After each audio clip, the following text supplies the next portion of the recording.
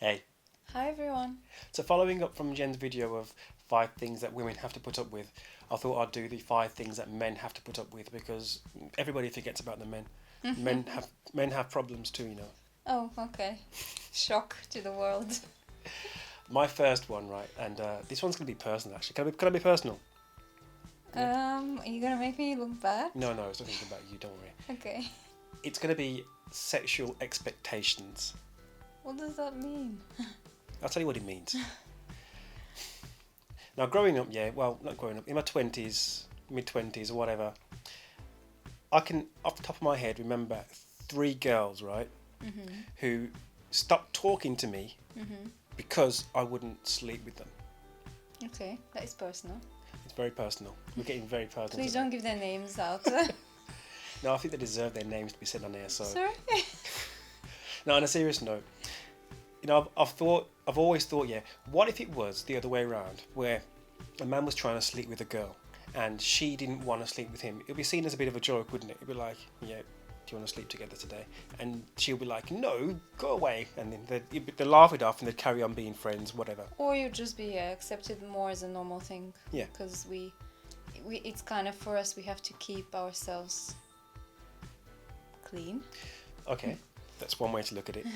But I found it disgusting, the way I was completely ghosted after saying to them, no, that's not really how I operate. I mean, we were friends, we were talking, whatever. But for whatever reason, they would say, why didn't you try and sleep with me, or shall we sleep together, or that subject would be broached, and I'll be like, that's not really how I roll.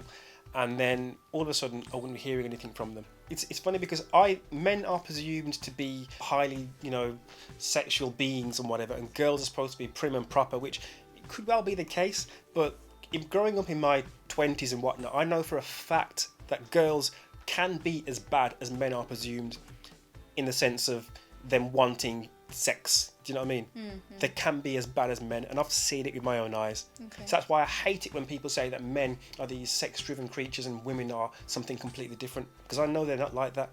I'm not saying every woman is like that, but I'm saying that women are just as bad as men in that department a lot of the time. Not all the time, but they just don't show it. Another one is, why aren't men allowed to show their true feelings? Okay? Women can show their truth. You can have a woman who is strong and she can cry, she can show her feelings, but men, for some reason, they can't show their true feelings. Otherwise, it's shown as a sign of weakness, generally speaking. I don't know, because I feel like nowadays it's also shown as a sign of weakness for women to cry. Really? I think nowadays, like I felt like this at work. If I was to cry because I was upset or because I was in pain, which probably has happened to me once, of each scenario, I felt very uncomfortable, and it would be something that I'll get advice: hold it if you can. Don't show them that you're upset, and maybe it depends on the environment. But I think it's very difficult nowadays generally to show weakness. That could be true. And I'm not devaluing what you're saying at all. But I think overall, it's harder for men to show weakness, and I think that is a leading cause, or one of the causes that cause men to commit suicide. Yeah. They have to bottle things up because men are supposed to be strong, men are supposed to be macho, and they're not allowed to cry. They're supposed to be able to handle everything, and that's a big formula for mental health Issues. degeneration. Yeah. No, that's true. That is true. That is probably like an old-fashioned understanding that men have to be a certain way. I dislike it. I think men should be able to speak about their feelings, and and speaking in turn means helping things to come out. Speaking about it, it comes out. You can deal with it. Yeah. Not being No, I bothered. agree with that. I agree. Yeah.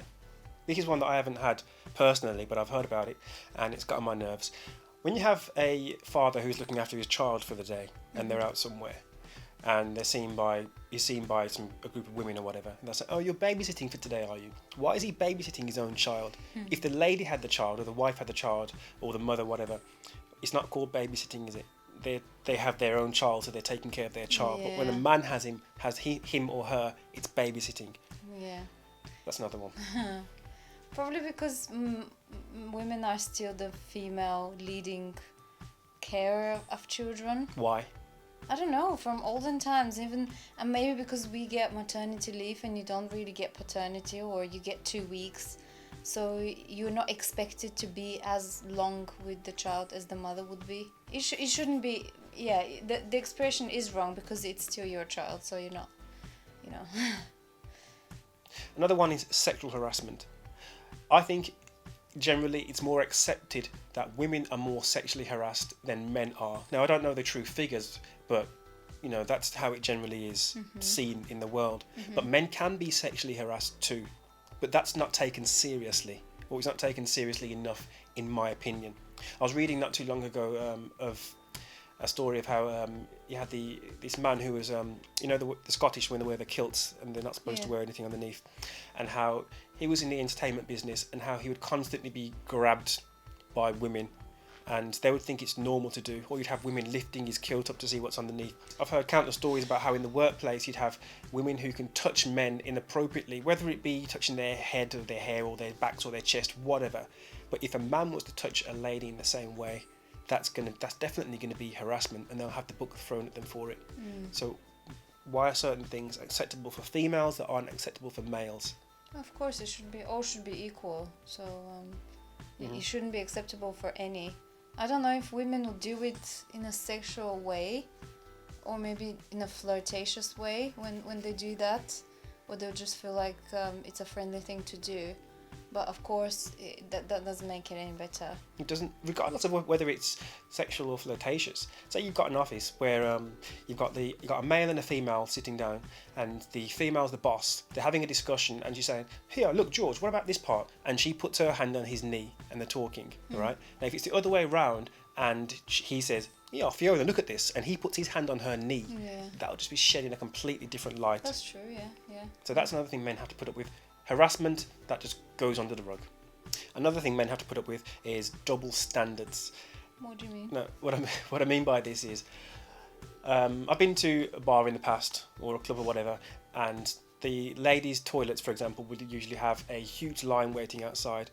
Men's generally don't have lines, so I'd go in there, use a toilet, and then I'd see a female coming out of one of the cubicles in the men's toilet. Why is that allowed? Why can she do that? I don't have friends, and I have never done that, so... You don't have friends at all? I don't... No, it's only you and me. I don't have any female friends that I know that have done that. Well, I've seen it done before. My point is, why can't men go into the girls' toilets and use their toilets and be fine? There has to be some... Yeah, I wouldn't feel comfortable, and I wouldn't be happy. I would be looking at that woman and be like, she must be very drunk to be in that toilet. If she's consciously gone in there, that's wrong. Yeah, well, I've seen it. And also hitting as well, okay? Another one of double standards. Now, I would never hit you. I'd never lay a finger on you, right? But if we're out in the street and you get some rancid woman coming up to you and she like smacked you around the face, or she was threatening you some way, I wouldn't feel two ways to launching a punch right in the centre of her nose. Thank you. I'm just saying. So I'm just saying, so why is it okay now? Why would that woman think it's okay for her to hit you and then come and hit me and not get anything back? Or society thinks that? Yeah, society. I think it's a society thing, because we're supposed to be weaker. So because you're stronger, your hit is going to probably do more damage, so you're expected to not hit at all. Well, I would destroy that woman, and I'll probably get penalised for saying this. I would punch her back in the face. You will probably get penalised. I wouldn't think twice to do it. But you know, you shouldn't. No, obviously, if somebody is coming towards you and is, has bad intentions of causing any harm, you should be able to protect yourself. And maybe in the first place, I guess you're expected to push her away rather than hit her. But any situation is possible. So it's not fair. Yeah, it's not fair. Let me just clarify what I just said, though. I wouldn't be doing it for the sake of being malicious or causing harm. Yeah. It would be out of self-defense, and it would be to defend myself. Yeah. But I wouldn't hesitate to cause maximum damage in doing that. I'm not. If she punches me in the face, I'm not just going to move her back because she's a woman. I'm sorry, and I keep pressing that. So it shouldn't be double standards there. What other things have men out there suffered from that he hasn't? Share with us in the comments.